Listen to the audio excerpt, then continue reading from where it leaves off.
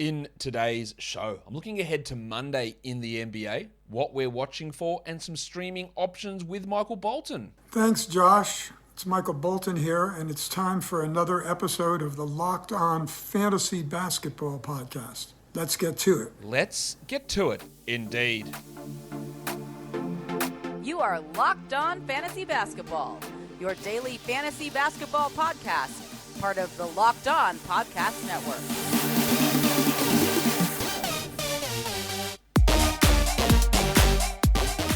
Hello and welcome to the Locked On Fantasy Basketball Podcast, brought to you by Basketball Monster. My name is Josh Lloyd and I am the lead fantasy analyst at basketballmonster.com and at Yahoo Sports Australia. And you can find me on Twitter, as always, at redrock_bball and on Instagram at Locked On Fantasy Basketball. Today's episode is brought to you by BetOnline. BetOnline has you covered this season with more props, odds and lines than ever before. BetOnline is where the game starts. Thank you for making Locked On Fantasy Basketball your first listen every day. We are free and we're available on all platforms. So here we go.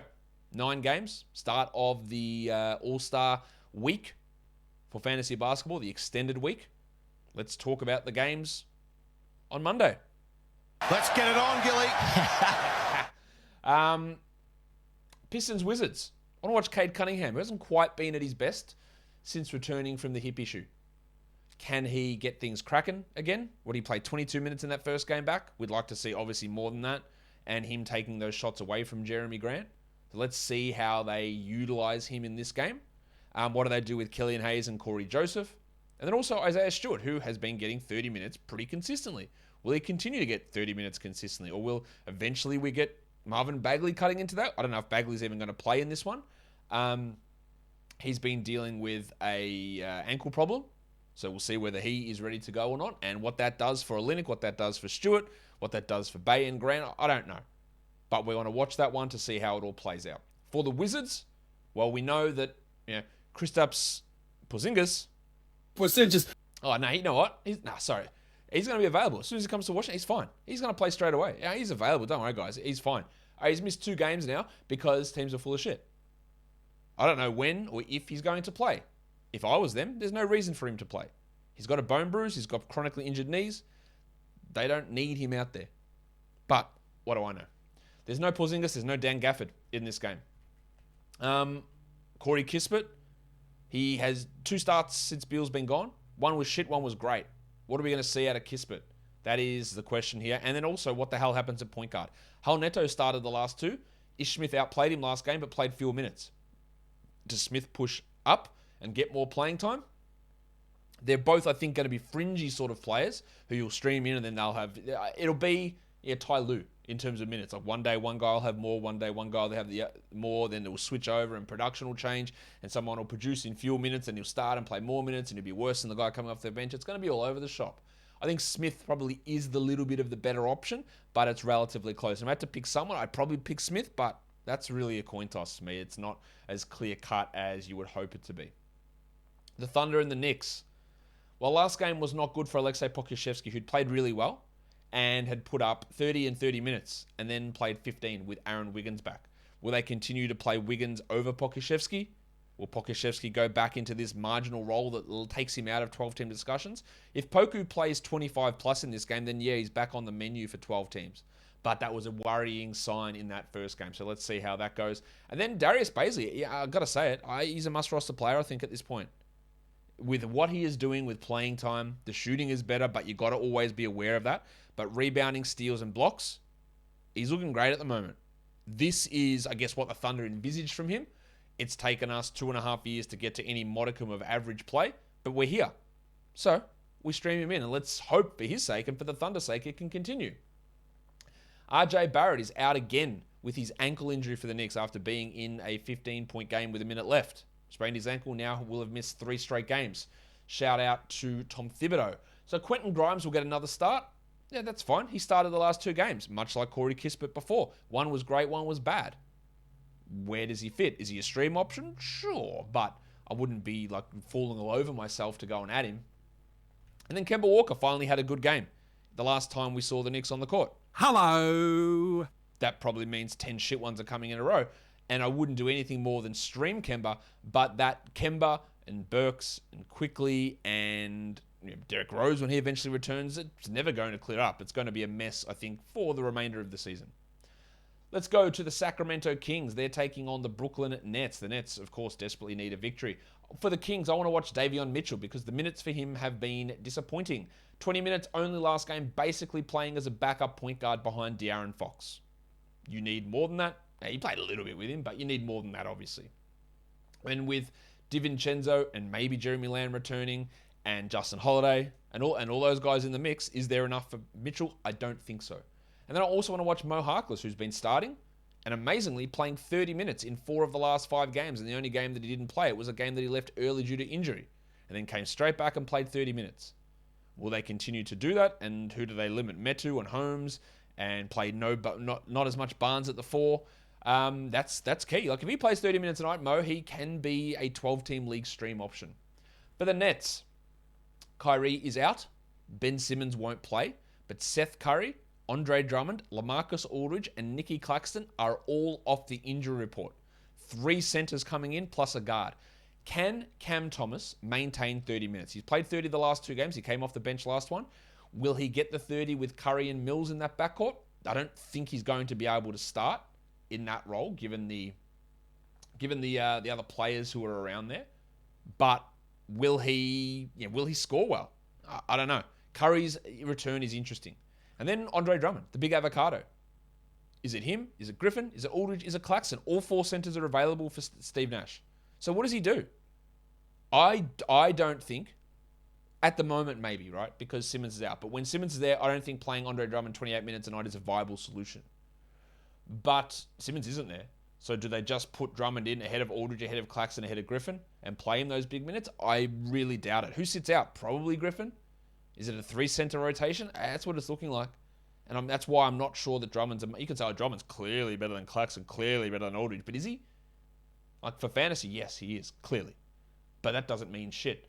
You need to get the minutes to produce the fantasy numbers. And is he actually that good on court that he's going to demand 30 minutes a night while those other guys sit down and do nothing? That is one of the things we really need to watch because that is a huge question that needs to be answered. But the question of what the best tasting protein bar is has already been answered. I've answered it so many times on this show. The answer is Built Bar. You know it and I know it. Why would you reach for a candy bar? All right, they taste great. No one's denying that. Even Built Bar. Like if I put them, strapped them to a chair and said, do candy bars taste delicious? They'd say, look, come on, Josh. We know they do. And no one's debating that. But if I also said, does Built Bar taste just as delicious? They go, bloody oath it does. It tastes just as good, if not better. But the benefit you get is you get high protein. You get low calories and low carbs and low sugar. Who wouldn't want that combo? High fat, high sugar candy bar, terrible tasting protein bar. They're box A and B. You always go for box C. That's Built Bar. It is filled with so much flavor, so much protein, and low in all the other bad stuff. So get your boxes. Go to Locked On. No, don't go to Locked On. Go to Built.com and use the promo code LOCKED15 and save 15% off your order of Built Bar. Cause Built Bar will make you built different. Just mixing up the tag there. We'll see how it goes. All right, next game, Blazers Bucks. CJ Allaby is starting for Portland. Last game got into some foul trouble, so minutes were lower, and Benny McLemore ran with things. So how do they run that distribution of minutes between Allaby and McLemore? I think CJ's probably got a little bit more diversity to his fantasy game. They're both probably more 14-team league guys. McLemore's just I score and that's it. I hit points and threes. That's all I do. Whereas CJ can grab some boards and get some steals. So, in equivalent minutes, CJ probably is the better fantasy option, but I think they're going to siphon minutes away from each other a lot of the time. For the Milwaukee Bucks, well, Pat Connaughton's out basically for the season. It's a long time he's out for this hand surgery, which anytime you get a fractured hand, guys, minimum 4 weeks. Every time. And then, with surgery, it's up to 8. That's one of the most standard injury designations you get. Hey, someone broke their hand. 4 weeks. You always know that's happening.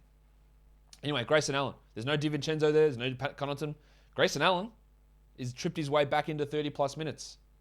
And that's valuable. We saw it at the start of the season. When Drew was out, when DiVincenzo was out, and Allen played 30-plus, he was a 12-team league guy. Therefore, amazingly, he's back to being a 12-team league guy because these 2 competitors for minutes in Connaughton and DiVincenzo are gone. And George Hill's still out with a sore neck. So it's Allen and Wara, basically. And Wes Matthews. But he's a good ad. And then what does Wara do? Because Jordan Wara gets 22 minutes. It sniffs around. Sniffs around the back end of a 12-teamer. It's in there. Probably more going to be 16 team, but just need to watch what Nwora's playing time distribution is. Spurs and Bulls. Zach Collins. I don't know. Actually, I don't know why. I do know that it's happening, but I don't know why so many people are frothing Zach Collins. Oh man, he's a must pick up now, yeah? Drew Eubanks is trade, he's must add. To me, he's just going to play the backup minutes behind Jakob Poeltl, and 18 to 20 minutes out of Zach Collins isn't enough. If he can get 7 minutes as a power forward behind Doug McDermott, now I'm more interested in it. So let's see what they play him. He's played 3 games, 13, 18, and 17 minutes. That's made everyone lift their tables with no hands for some reason. I didn't expect the influx of Zach Collins love this season. Didn't expect that. He rested last game. So is he 18 minutes behind Poeltl? Does he, denying all possibilities of logic, cut into Poeltl's minutes? Does he play next to Poeltl? He needs 24 to be useful. I'm not sure that he's going to get there. But, hey, I want to watch it because people keep asking me. And then Josh Richardson. I don't so much want to watch Josh Richardson as I want to watch if he plays. Does he impact Devin Vassell? Does he impact Josh Primo or Lonnie Walker? How does Romeo Langford fit into that mix? So we've taken away 1 wing, we've added in 2. I don't think this impacts Vassell from being a starter and 31-minute a night player. But let's see what it does. That's an unknown still. For the Bulls, Zach LaVine is out, we know, through the All-Star break. Javonte Green's probably out through the All-Star break. Alex Caruso and Lonzo Ball are out through the All-Star break. So Kobe White and Ayo Dosunmu are there the starting backcourt. White is worth grabbing for now. And then the other guy who's going to start is probably Troy Brown. Now, Troy Brown played 28 minutes last game, and I think he shot 0 for 9. He's actually been horrendous this season. Deeper leagues, maybe you could stream him, but I would love for them to just give a little bit more of that playing time to, say, Derek Jones, but I don't think anyone there is going to really thrive. But Brown's going to get first crack at it, and he's probably going to disappoint us. The Raptors and the Pelicans. Will Thad Young play? That's the question, because Thad Young came in and didn't play. Nick Nurse said, no, we're good. We'll play Achua, Birch, and Boucher, and Banton. Does Young cut Birch or Achua or Boucher out of the rotation? Does he play anything more than 14 minutes? It's really hard seeing what happened there, and again with that concern. That's what you have. When you have a concern and you go, oh, all their backups are centers, let's see what they do with that, and then they go, no, we're not playing him. You go, well, how do I pass my initial concern through what actually happened when both of those things are in one side and go, no, all this will change and that'll play 25. That's really hard to wrap your head around and to try and figure out how that makes sense. So to me, my initial thought is, well, all right, if I need the wins, if I need production now, like Thad's got to go. But if you can hold, let's see what happens in this one. And then also want to watch Pascal Siakam because he's like rolling as like a top 15 sort of player. Big numbers, big assists, big scoring, big rebounding. Efficient. He's being unbelievably good. He's a bit of a sell high, but also maybe not. He's been so good. For the Pelicans, these two names, I guess, sort of tie in with each other. CJ McCollum has come in and he has, what would be the word? Hijacked the offense, taking the ball out of Brandon Ingram's hands. Ingram's usage and assist rate has plummeted since CJ's arrived. Just remember, at the start of last season, the 2021 season, CJ McCollum, before he got injured, had a higher usage rate than Damian Lillard. And if you lack that much basketball self-awareness that you're taking the ball out of Damian Lillard's hands, Brandon Ingram could be in real trouble here. Let's see what CJ does, and let's see how the offense flows, but he is taking a ton of shots, and Brandon Ingram is not. And also Jackson Hayes, who is coming off the bench the last 2 games and has played 17 and 20 minutes while Devontae Graham flounders as a starter. I think they should start Hayes and not Graham because a Graham-McCollum backcourt is bad. And they have lost the last 2 games by 25 points combined after winning 4 straight before the trade. I don't think Willie Green will make that choice. Choice? I don't know why I said it like that. I don't think he'll make that choice. But let's watch. If Graham moves to the bench and Hayes starts, then we're all back in on Jackson, aren't we? But we need to see that happen. The Rockets and the Jazz. Allegedly, they're going to keep and play Dennis Schroeder. For what reason? I don't know. He's a great influence, great veteran steadier. Is he though? No. The answer is clearly no. He's not. If he doesn't play in this game, it will be, I think, pretty telling to see that they don't care to play him. If he does play, who does he impact? Like Eric Gordon's questionable. We don't know whether he's going to go, but does Matthews, Porter, Green, Christopher out of the rotation so Schroeder can play? That sounds like a terrible decision, but let's see what they do. And then Gary Bird. What's Garrison Matthews' value if Gordon is out? Because before Gordon went out, he played 18, 24, 23 minutes. Since Gordon's been gone, 30, 29, and 32. Now, I don't know if Gordon's going to play in this game, but I want to watch what Gary Bird looks like. And then for the Jazz, is this the time that Rudy Gobert returns? Hassan Whiteside will be your stream if Gobert is out, but Gobert and Rudy Gay are both questionable for this game. While Bojan Bogdanovic, I think he shot like 6% from the field last game. That might be an exaggeration, but it's not by much. He can be better than that. He still always is going to frustrate us with his inability to do anything apart from score or have a 7-point game and then a 30-point game. He's all over the shop like that. You've got to ride through the bumps, but it is frustrating. The Magic and the Nuggets. Chuma Okeke, playing pretty well at the moment, getting some minutes over Mo Bamba at times. I wish they would actually just commit to starting Okeke and Carter together and seeing what happens, but they're continuing to go with Bamba and Carter. I'm not really sure why. So let's just watch what Chuma's role is. And then Jalen Suggs, who is definitely dealing with some sort of injury issue. Like he's dealing with something. But he was great against the Suns, even though they got blown out. And I think he is a must-roster player. For the Nuggets, I don't know whether Monty Morris is going to play. Monty Morris has been dealing with a concussion, and he has missed the last 2 games. If he is out, I would expect the Big Stiffy Bones Highland to replace Monty Morris. Big Stiffy was bad in one game and good in the other, but still only played 24 minutes, and him and Faku split those point guard minutes. Do they continue to give Highland the start? If Monty's out, I expect so, and maybe he becomes a streamer. And then Farton Will Barton, who's one of the most up and down players, I reckon, this season. So just watching what he looks like, and always look to sell high and buy low on Will Barton if possible. The last game we look at here is the Warriors and the Clippers. Draymond Green's out. I expect John Kuminga to start again over Otto Porter. He's played 36 and 25 minutes the last 2 games. Does that make him streamable? Maybe. He can be a little bit up and down and can hurt your percentages, but there is enough there to be interested in. While Kevon Looney's playing some pretty good minutes, and he is a solid 12-team league guy. But if there's someone you need to add to take a flyer on, Looney becomes expendable. For the Clippers, what do I want to watch for? Sense? Normalcy? Patterns? None of that's going to happen. Will Robert Covington play more than the 22 minutes combined he has in the last 2? If he's under 24, drop him. You can't persist with that shit with Ty Lue's unpredictability. And then also Terrence Mann, who was solid, bad, good. Like, where's he fit from now? Like, where's he go? Again, there's just too many names there for me to look at any of those players as must-roster players, but let's watch what Terrence Mann's able to produce. But the Super Bowl, it's almost done. It's almost started, and it's almost done. So, football's over. That's it. We're finished. Basketball's in full stream, though, both pro and college hoops. And from all the latest odds, totals, and player performance props, BetOnline.net is the #1 spot for all of your sports betting needs. BetOnline remains the best spot for all of your sports scores, podcasts, and news this season. And it's not just basketball. BetOnline.net is your source for hockey, boxing, and UFC odds, right to Olympic coverage and information. So head to the website today or use your mobile device to learn more about the trends in action. BetOnline is where the game starts. Let's look at some back-to-back streams. So for Monday, Tuesday, we're looking at Milwaukee players. So let's go to Grayson Allen, who I think is a guy to roster in all spots. Serge Ibaka, a good option there. For New Orleans, we're looking at Jackson Hayes and Jose Alvarado. And for the Clippers, Nico Batum, Isaiah Hartenstein, and Luke Kennard. And all of those could completely just bust all over your face. And that's not what I meant to say. I meant blow up in your face or bust. But, sometimes stuff happens when you're saying words too quickly. Remember. Yeah. There, guys, you can look at it as the back-to-back on Monday, Tuesday. Let's look at 9 cat options just for Monday.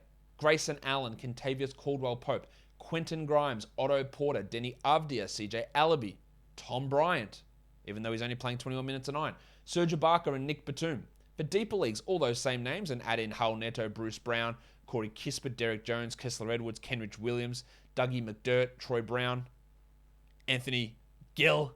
Let's get it on, Gilly. KJ Martin. And for points leagues, we're looking at Justice Winslow, Ayo Dosunmu, Alperen Şengün, Kobe White, Darius Baisley, Cam Thomas, Quentin Grimes, CJ Allaby, Kentavious Caldwell-Pope, and Grayson Allen. That'll do it for us today, guys.